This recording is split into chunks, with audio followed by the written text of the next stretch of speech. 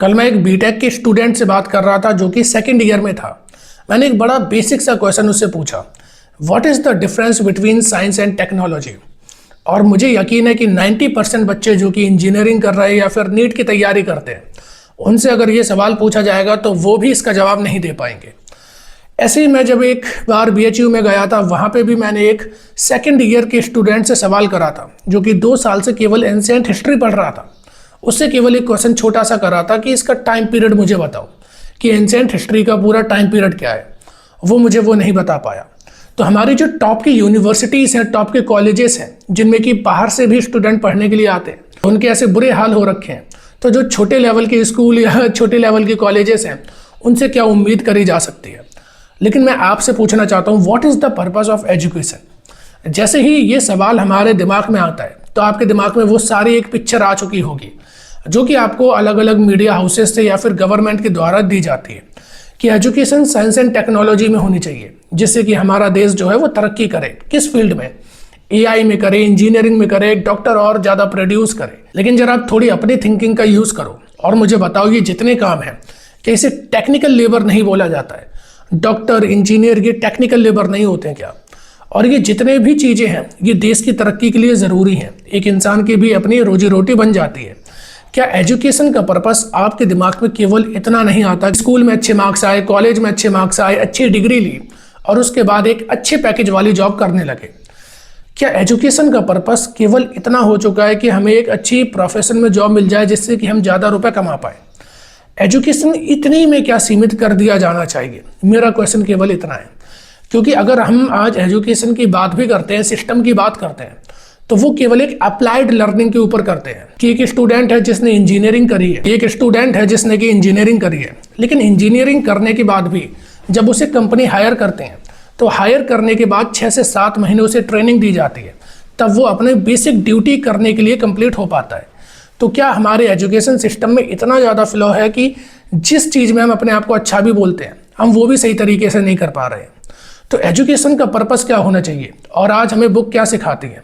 Book का एक जो थीम होनी चाहिए कि साइंटिफिक स्टडी या फिर रिसर्च जो करी जा रही है उसका बेसिस क्या होना चाहिए। लेकिन बुक केवल हमें इतना समझाती है कि what to think but not how to think. और इसका एग्जाम्पल भी मैं दे देता हूँ। It is weathering that is responsible for the biodiversity on the earth. How? बताओ कि ये वेदरिंग कैसे रिस्पॉन्सिबल है। अब ये सवाल वो है जो कि इस चैप्टर में पढ़ाया गया था।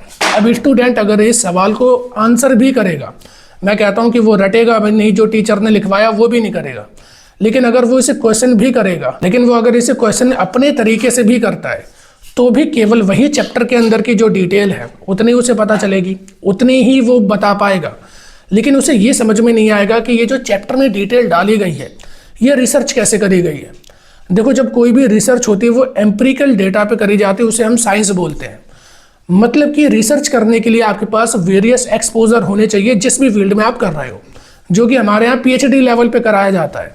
और जबकि मैं चाहता हूँ ये बेसिक लेवल पर हो, इसलिए NCERT की बुक्स में देखोगे एक छोटा सा बॉक्स होता है जिसे एक्टिविटी बॉक्स बोला जाता है, लेकिन टीचर वो एक्टिविटी भी नहीं कराते, क्योंकि हमारा जो फोकस है वो बच्चों का ब्रेन डेवलप करने पर नहीं है, थिंकिंग पैटर्न डेवलप करने पर नहीं है, बल्कि जो हमारा पूरा फोकस है वो रूट लर्निंग के ऊपर है।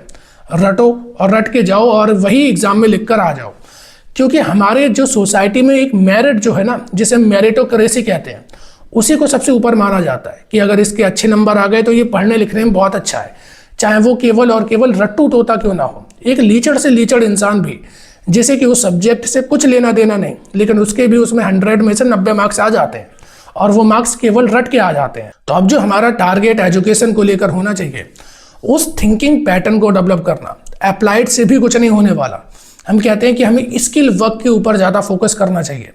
जैसे कि अगर इंजीनियरिंग में कोई चीज़ सिखाई जा रही है तो उसे केवल रोट लर्निंग कराई जा रही है, जिससे कि बाद में उसे रोजगार नहीं मिल पाता। उसके लिए हमें उसे अप्लाइड की तरफ भेजना पड़ेगा, मतलब कि स्किल इन्हांसमेंट, स्किल डेवलपमेंट, वो सारी चीज़ करानी पड़ेगी, जिससे कि एक इंडस्ट्री के लिए वो एक बेहतर लेबर बनने के काबिल हो जाए। लेकिन क्या ये भी सही है? एजुकेशन का पर्पस केवल इतने पे ख़त्म हो जाता है? मुझे दुनिया में 2 बार एक वेव देखने को मिली।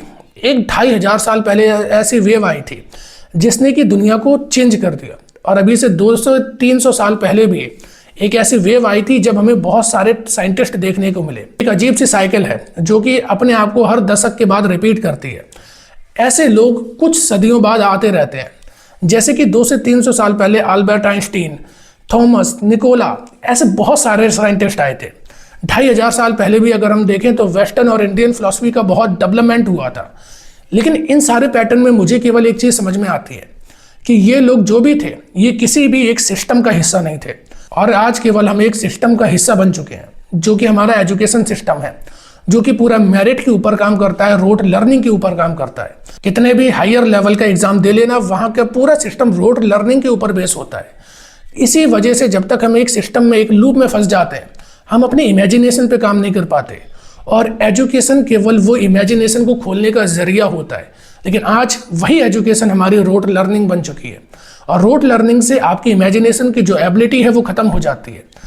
जितने भी ये जो साइंटिस्ट हुए या फिलोसफर हुए, उनमें एक चीज़ बड़ी कॉमन थी कि उन्होंने कोई भी चीज़ दुनिया से नहीं उठाई, उन्होंने अपनी इमेजिनेशन की ताकत से एक ऐसा मुकाम हासिल करा जिससे कि दुनिया को एक नया सिस्टम मिला, ना कि वो किसी सिस्टम का हिस्सा बने।